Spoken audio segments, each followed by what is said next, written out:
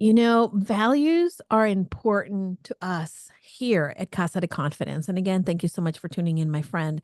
I want to tell you today's guest has core values of authenticity, courage, and integrity, which are totally aligned with what we feel and believe in here. Our guest has written a book as well, and she's doing something very cool that resonates with me because, I walked the Camino de Santiago. I am a firm believer that sometimes we need to find our way, and we can do so by walking. Lea Appleton, welcome to the show. Thank you. Thank you. Happy to be here. Well, it's thrilling to be able to chat with you. I know that you've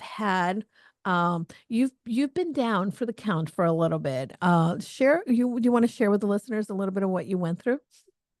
Sure. Yes. Just recently we were talking. I am 1 month out from a hip replacement. And so it has really changed my perspective on walking. I look at things, I walk so slowly that I see things I've never seen before, Ooh. honestly, on my block. And I've lived in my house for a long time.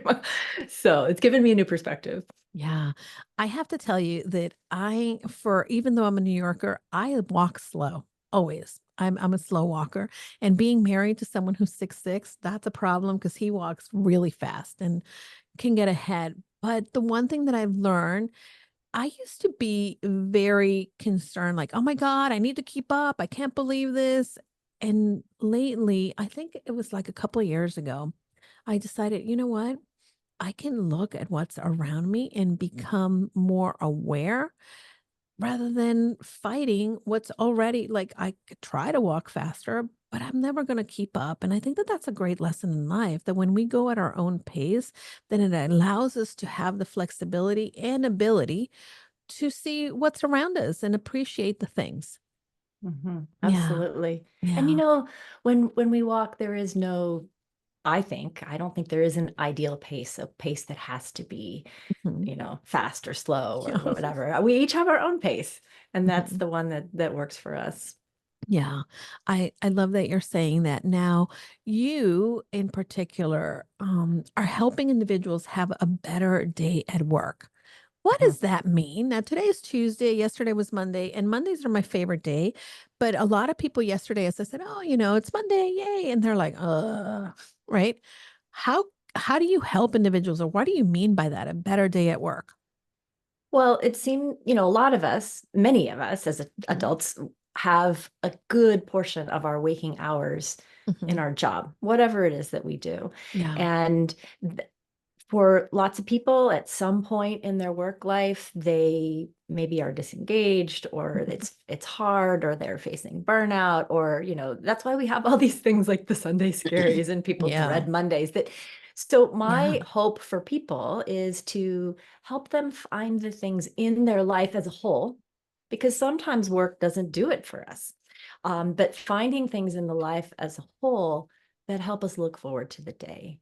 And Yeah. having a better day at work makes everything better. And having a better day outside of work makes work better. So I really Yeah. think that they're related.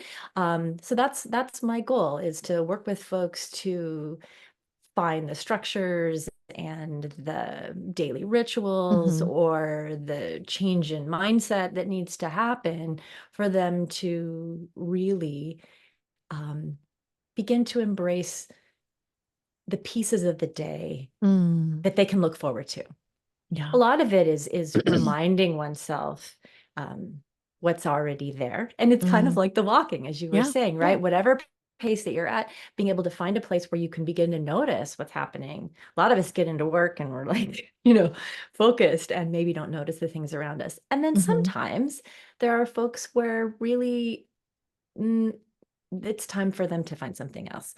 So Mhm. I do work with people also sometimes in making that difficult decision to say, maybe I need to find something different, because I've tried everything I can within the Yeah. the role that I'm in, or the job that I'm in. Yeah. Did you get to a point as well that you needed to have better days in your job? And what did you do before you were coaching?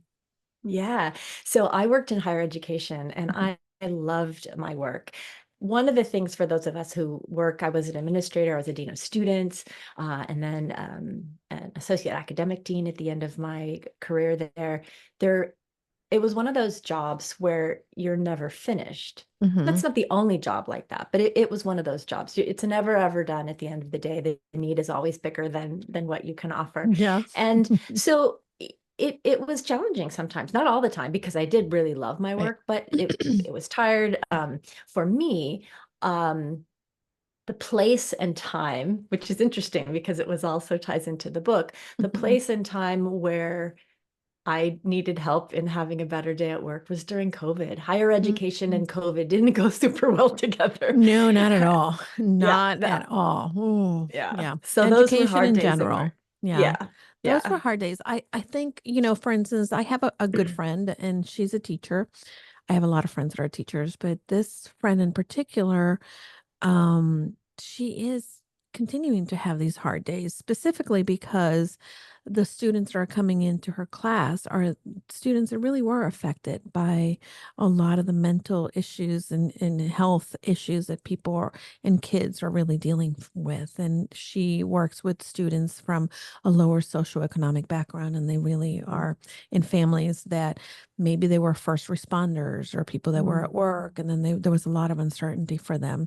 So I know that, for individuals, even though COVID is behind us for sort of, right? mm. We Yeah. still, there's still some remnants that we're all are dealing with. And it's very important to kind of look at, what are we seeing? What are we going through? And how to be able to kind of navigate past that. Mhm.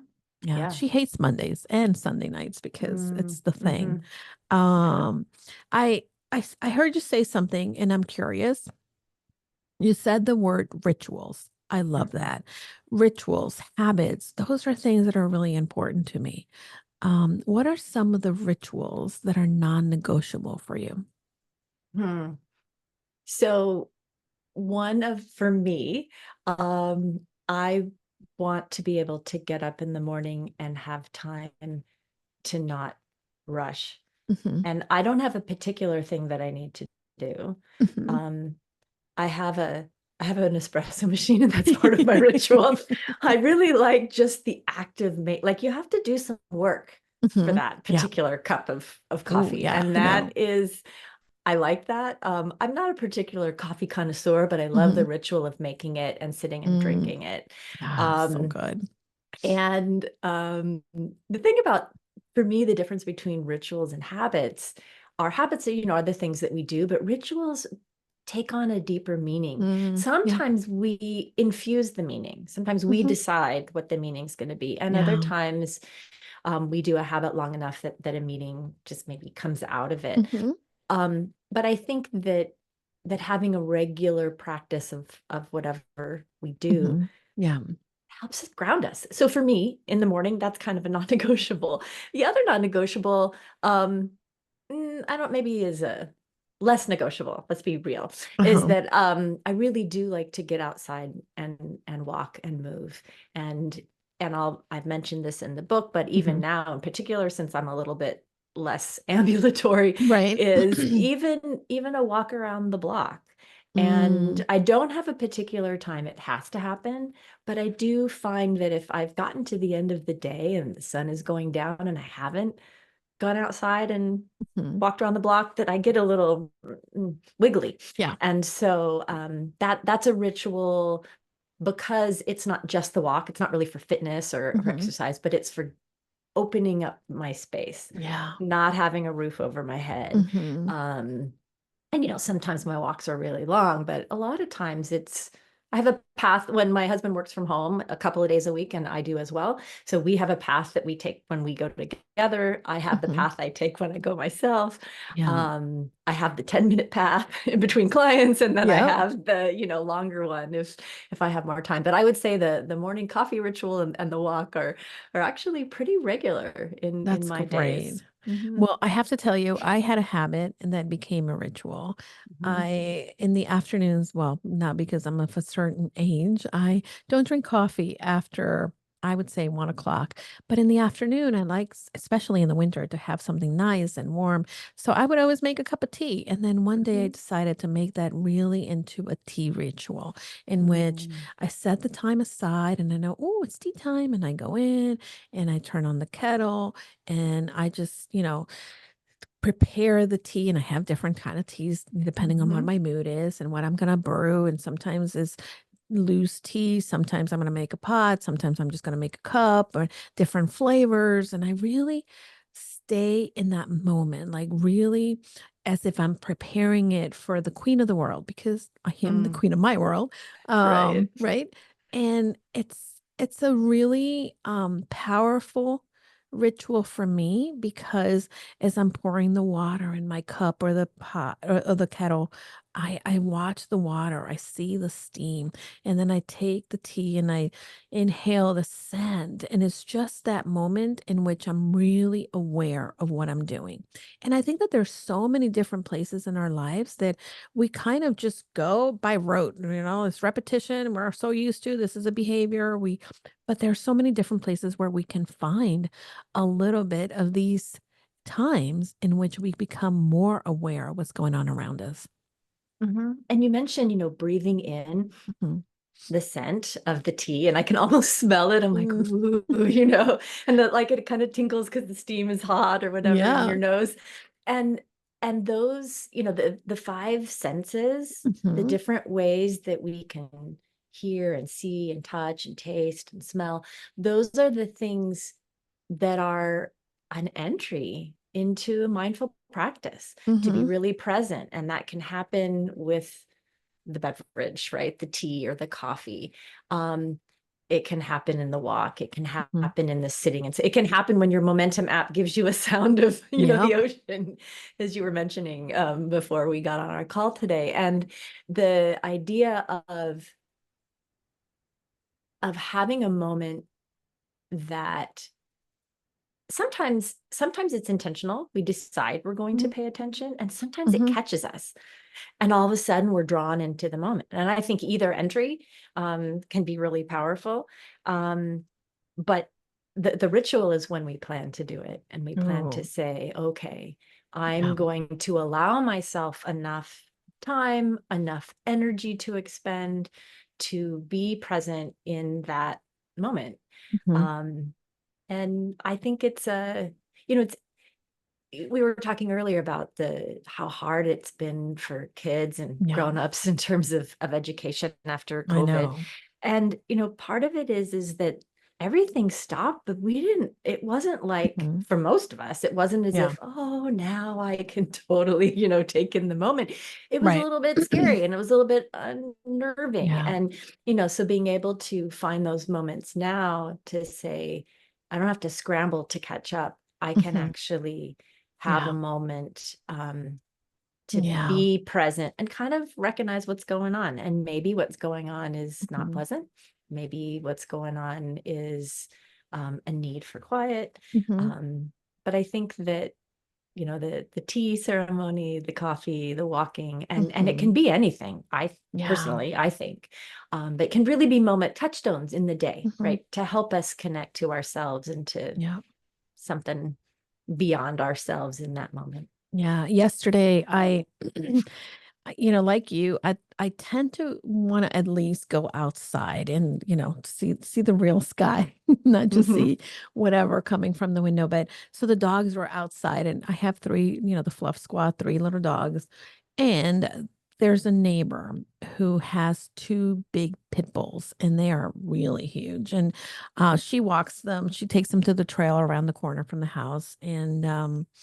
But of course, she's coming back. The dogs are out there and they notice and they run to the fence, to the far side of the fence, and they're barking. And I'm always afraid, like one of these days, the pit bulls are going to be like little dogs. We're going to chew you up and climb the fence, right? Right. So I start walking and I had not made it outside and I start walking. And then the dogs kind of like passed. And then there was one of my dogs still, like I'm calling him, he's the littlest one. He's got the Napoleon complex and he's just like still barking.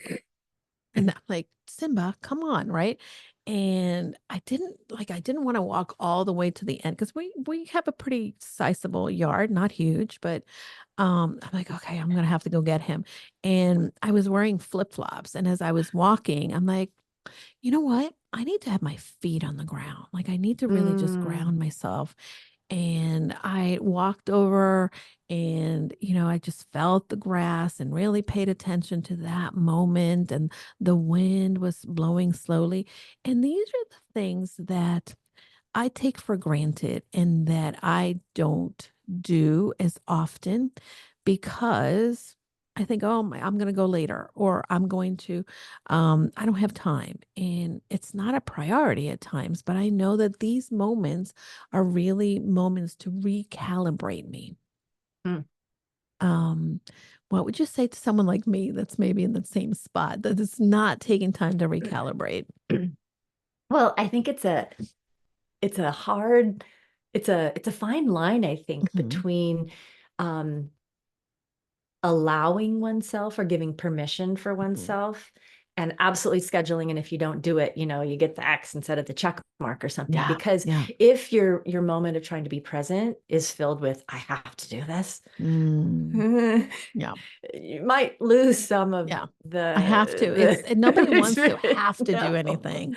no. Yeah. So I would say, okay, recognize when you have that tug or you Hmm. have the pull, and maybe trace over a week. When were those moments that you had that pull and you responded? Hmm. And when were the moments where you had that tug or that pull and you didn't respond? And see if you can begin to find what was different about them. Hmm. And if there was something, maybe it's the timing, maybe it's what just happened, or maybe you're just out of desperation. I need to Yep. go outside or whatever, Yep. right? Um, I think allowing for what works for you will Hmm. make it more likely that it's something that you do. But Yeah. that's what I would start with. Notice when it's a little easier, when you Hmm. feel actually more like I could do this. The other Mm, option is, what is it that holds you back?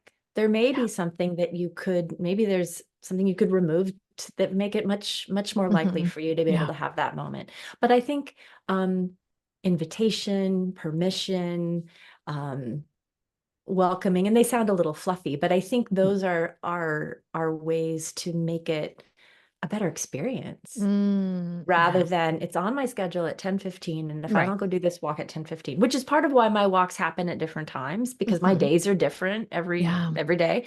And it it would be more a requirement and less a ritual if it had to Mm. be for me Oh. exactly What a way to what it was. reframe. I love that. It's a ritual as opposed to a requirement. And I know we all are required to do so many things in life that Mhm, we don't want to do. It's like, oh, I gotta do that. But if we say something like, oh my God, I get to go outside, I get to do this, then it's really mhm. reframing that. So I love that advice. Um, your book. And I want to talk a little bit about that. I also want to Sure. talk about wayfinding days and Mhm. pilgrimages. I've been on a pilgrimage to the Camino de Santiago um, and the portable labyrinths. Can you tell me what they are? What is that? And yeah, give me your thoughts on that. Sure. On the portable labyrinth Yeah, specifically? yeah. Yeah. So, there are so labyrinth walking is something that's been in many traditions for a lot, hundreds, thousands of years. There is another another pilgrimage, if you will, that you can Hmm. take is to go to the Chartres Cathedral in France. And on Mm, currently on Fridays, I looked it up because I was curious. They take the chairs away, and on the floor of the cathedral is this. I think it's a 5 circuit labyrinth and 7 circuit mm, labyrinth. Anyway, how many times you go around. yep. And a labyrinth is, so that one's fixed in stone on the floor. So a portable one is one that can be put in a multi-purpose room, right? Hmm. Or in a gym floor or Ooh. um, in a parking lot, depending on where it is you want to take it, a yoga studio, things like Hmm. that. I have one that I make with rope. So I lay the rope out Ooh, and then okay. it makes the pathways. But I also have one that's on canvas. It's big and it's painted and it looks like the one from the Chartres Cathedral. Ooh. So portable just means that you can take the experience. I've put them up in a park, like Hmm. the rope one on the grass, like you were talking about your feet feeling the grass. And then, you can walk barefoot and feel the grass as you walk around. The thing with the labyrinth is it's not a maze. There's Hmm. only one path in Mm, and one path one out. path out. Yep. So you can relax into it. I love that. And I know that a couple people have told me when I was initially inviting them to come try it, they're like, I don't know, that sounds kind of like I might be stuck or scared or just not feel Hmm. like confined. And instead, their experience wasn't. It was this sense of relaxing into it because they didn't have to worry. They knew if they Hmm. just followed the path, it would end up in the middle Hmm. and they could stay there as long as they like. Yeah. And they knew if they followed the path, they would end up at the out. At the out. Yeah. Mhm. That's very cool. Now, I would imagine that practice of using a labyrinth, whether it be for walking, and that tool is really helping you with a mindfulness practice as well. And Mhm. to gain a little bit of focus because we're shutting down everything else and this is what we're focusing on the walking. Mhm. It Yeah. gives people an opportunity in a more structured setting, Hmm. if you will, because there's a particular place, a particular time. And, again, Hmm. in terms of pace, some people walk it kind of fast. Some people are very slow and methodical. And I don't believe there's a right way to do it. You just, Hmm. whatever pace seems good. But yes, at Yeah. that moment in time, you're in that. And it's a challenge for all of us, I Hmm. think, to quiet the mind. Um, I find it easier when I'm moving.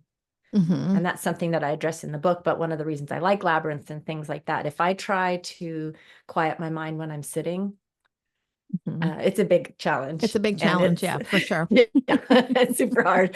Maybe impossible. I'm not sure. Others might tell me that I could get it eventually, but it doesn't come naturally for my body very well. So when I Mm. move, then I'm able to quiet. And I think a lot of people find that experience too, because it gives them a little sense of like, oh, I can get into the rhythm of my steps. Um, I can focus on where I'm putting them. I can see where I am in that moment, whether it's in a labyrinth or whether it's walking in the neighborhood or in a park. Um, but yeah, it allows in that moment an opportunity to be present and Mm. just do that. It Yeah, isn't it's walking a labyrinth isn't an achievement per wow, se. that's beautiful. It's just something that you can do and you can be in that moment. Mhm. Um, yeah. I often get asked this question, and being that you know the Camino de Santiago, you were preparing to walk.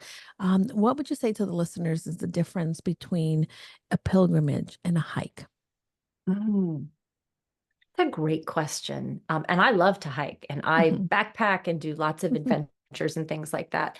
The difference for me is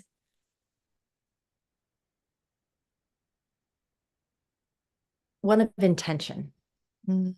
And so I think that it's quite possible for a hike to be or become a pilgrimage. Mhm. There are, particularly I think for, the people who do the through hikes and things like Yeah. that. I think of the people I know who, walk the Pacific Crest Trail. I'm close Yeah. to that trail out here.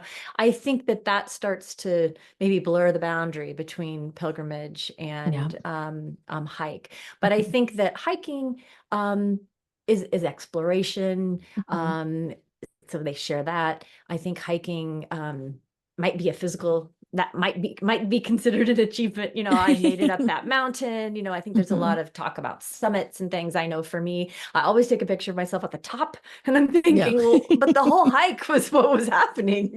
Yeah. So uh and a pilgrimage is around intention where Mhm. you're much more present in the moment. Mm. Um and pilgrimages, I think traditionally have a destination. Yeah. I don't think they have to, Mhm. maybe. Um, but that one might walk with a desire to have a different understanding of self. Mhm. At the end, one might walk to, and these are the different kinds of intentions someone might have. One might walk to, release something or to understand something. So I think that there's a process that's happening in pilgrimage, um, that can be different Yeah, than a I love hike. it. But yeah, but I Mhm. think that there is some overlap for Yeah. sure. I Mhm. think that that's so beautiful and beautifully said. Now, how did you hear about the Camino de Santiago? And did you, I don't think you walked it, correct? Not yet. No. Okay. No. So Hmm. tell me more. How did you hear about the Camino? Well, it's interesting because I actually tried to remember as I was writing the book, when did I know it existed? Um, because I think I worked in theological education, so there are a lot of Hmm. people who did the Camino, and so I think it was one of those things that I sort of knew in the realm out there, but I hadn't really wanted to walk it necessarily. Hmm. Um, Ooh, well, it's a really yeah. fun adventure. I am all in for it. Yeah. Will you do it again?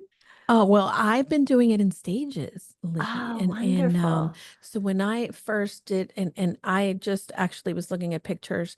It's been a long time since I first started it. My girlfriend and I, we've done adventures all over the world, and she's the one who first told me.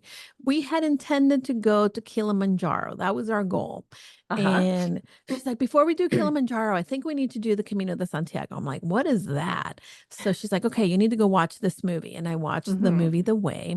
And I'm like, Mm-hmm. I'm in, let's do it. And now at the time, I obviously I was, with my responsibilities and for my job, I couldn't be away for more than 2 weeks. And Mm-hmm. she's a physician, so she couldn't be away more than 2 weeks as well. So what we did Mm-hmm. is we decided we were going to do it in stages, and we Mm-hmm. began walking. And let's see, we began at Saint Jean Pied de Port, which a lot of people Mm-hmm. begin their pilgrimage there, which is at the base of the Pyrenees Mountains. And then Mm-hmm. we crossed the Pyrenees Mountains and got to Spain and continued to. At first, our walk was like, okay, we got to do as much as possible, right? But Mm-hmm. then we realized, like, no, this is a pilgrimage. And we started to really not push ourselves. I think like the second day in, we met a woman and we were pretty tired. And most people, when they leave Roncesvalles, the next stop they get to is Subiri, which is one of the larger towns. It's about 22 kilometers, I think. Mm-hmm. And we could have done it, but we were tired. And somewhere like 2 in the afternoon, because we're slow walkers, we got a late start. We knew that we had like at least 3 to 4 hours to go. Mm-hmm. And as we were entering this village, we read in the guidebook that there was a bar, and that was the one place you could go to hang out. I'm like, let's go to the bar and get a drink. She's like, Mm-hmm. okay. So as we're getting to the bar, we see that the bar is closed. It's not open yet. I'm like, oh my God, you got to be kidding me. So we're kind of standing there trying to figure out. And then from the top of this hill, at the top of this house in the balcony, there's a woman, and she's beautiful with long white hair, and she's like, Chicas, do you need a place to stay? And we're like, yes, we do. As a And matter of so, fact. as a matter of fact, we're going to stop walking. But it was the most beautiful experience. So her name is Elsa. And to this Mhm. day, Elsa is a good friend that we keep in touch with. Mm. She has lived the most beautiful, adventurous life that it really is a Hallmark movie, honestly. And she is originally from Argentina, and she started to share a little bit about her life and what she's been through and the things that she's done. We were up all night with her and her husband, her husband George, and love that. The next morning when she's making us breakfast, we ended up talking for like half the day also, and we're like, oh, we gotta go. So we finally made it to Subiri. And by Mhm. the way, we had intended to walk longer, but when we made it to Subiri, we ended up meeting another woman who was on her own, and we started walking with her. And then when we were in Severi, we met these other two guys who they look like mountain man already with their backpacks, but they were like dying and they couldn't find a place to stay in Severi. So then we called Elsa, and her husband came to get them, took them Oh back my to her goodness. place, and then brought them back to Severi. And then we walked together. But overall, that little family that we created was Mhm. amazing. And these people are still people that I keep in contact with. And we shared such beautiful experiences because we were so conscientious of the moment, of trying to Mhm. pay attention to what was going on and not necessarily being so intent on a destination, which is what happens here. I Mhm. think that in the States, we're always running like, I need to do this, I need to get there, I need to have this. And there's no need for a lot of that because it creates a lot of stress. Now, 2018, I went back to the Camino to do the Mhm. second part. My friend Melissa could not go. So I decided I was going to go on my own. And my Mhm. husband's like, no way, I'm coming with you. I don't want you walking alone. Anyhow, which by the way, you can do. But so we Mhm. went and we did another part of the Camino. And then the intention Mhm. was that in 2020, we were returning. And of course, we know how that went down. And then, Right. of course, I was going to go back in 2022 and I had some health issues. 2023, I was going to go. And then my mom had her pelvis, Mhm. accident. So now this is the year that I really wanted to go back. And I'm still, my friend Melissa and I are trying to figure it out because we like going in the spring. Obviously, it's Mhm. not spring anymore. But then we're Mhm. thinking, you know what? It's going to be really fun to still do it maybe October, November. Let's figure it out. So that's where we Mhm. are today. So I highly Mhm. encourage you or anybody else who's thinking about it to do it, even if you do it in Mhm. stages. Oh, that's great. And I love what you were saying about, the people that you meet. Interestingly, the book that I have that just came out Hmm. is really more about what happens to us individually or what can Yeah. is available to us in terms of Hmm. when we walk. But the one I'm working on now is walking in community. And I Ooh. think that that is really something that you're describing there. And it's a Yeah. different experience Yeah. when you walk and Absolutely. talk and, time is different and you notice different kinds of things. But Yeah. that's lovely. I hope to go at some point. It's going to take me a little while to heal where I Hmm. can walk a little bit longer Yeah. than I can do now. But I think you're right. Hmm. The it's a big investment of time, Hmm. money, Yeah. being able to have the opportunity to do that. Hmm. And that was partly why I ended up writing the book that Hmm. we can create an experience for ourselves. So I created a DIY pilgrimage Hmm. Love it. because I couldn't do the Camino de Santiago and I was Hmm. disappointed. Yeah. COVID took a lot of things away from us, and that I know, was right? that was one of those losses. And I wanted to begin to at least have the experience. So in some states ways, I had my first DIY pilgrimage was, stage one. I think you're right that, Hmm. that this is something one can do over time, um, and regularly, really. Yeah. Um, That's so yeah. good. Tell me the name of your book so the listeners can and we've kind of alluded to it, but tell me the name of the book. Sure. Here it is. Ta-da. Yay! It's walking and wayfinding, create your own mindful practice one step at a time. Such a beautiful title. I love that. What is wayfinding? So, wayfinding is a term that's used in a couple of ways. One is sort of traditionally in seafaring, Hmm. how ships might find their way by looking at the night sky, Hmm. various things they might see on the horizon, things like that. It's used in the US in particular, and perhaps in other places around in city planning. So how Hmm. you find your way in public spaces, how do you know where the restroom is? How do you have access Mm. to the parking lot that's going to help you then get so the paths that people would walk are considered wayfinding in a technical term. And I was kind of I thought that was really fun and I liked that idea. And then I thought about, well, it's one thing to know my direction when I'm walking. Like, Mhm. here's the sign that says, boardwalk if I'm walking along the beach or whatever. So Mhm. now I know this is where I'm going to Right. go to walk. But but there might be other signs along the way that could help me um, adjust Orient, yeah, my, just, yeah, yes, yeah. yeah, and orient my path. Mhm, And so I then created it into my own idea of, oh, I can notice the sign, see it, and mhm. then begin to ask myself internally, what is this? So for instance, slow down. Yeah. There are a number of those along the boardwalk. I Mhm. did my DIY pilgrimage along the Southern California coast. So slow down because people ride their bikes too fast or Yeah, skateboard or yeah. whatever, because there's walkers, right? So, well, okay, where do I need to slow down? What is Mm, this inviting me to do? So using this sign as a way to guide my mhm. internal navigation in Yeah, terms of what's happening to me. So so it's kind of a play on words love in a that. way to find one's way on the actual path, to find one's way internally, Mhm. find one's way in life. But using the signage, whatever it Mhm. ends up being, Yeah. slow down, Mhm. merge, So beautiful. stop, park, things like that. Yeah. Oh my gosh, Yeah. that's really awesome. So if listeners are checking out this conversation and Mhm. they're interested about working with you, getting the book, tell us a little more how they can connect with you. Sure, absolutely. Well, the book's available on Amazon. It's Mhm. available in Kindle and paperback. You can get Yay. it there. Yay. I'm hoping to get an Audible out by Ooh. next year. So maybe fall. We'll Oh see. my I gosh. Great don't. job. Yeah, thank you. Because I think that could be a really Yeah. great way for people to listen. Absolutely, especially, as you're wayfinding. Right, right. Because Yeah. I tend to walk in quiet, but a lot of Mhm. people like to listen Like to to listen, things yeah.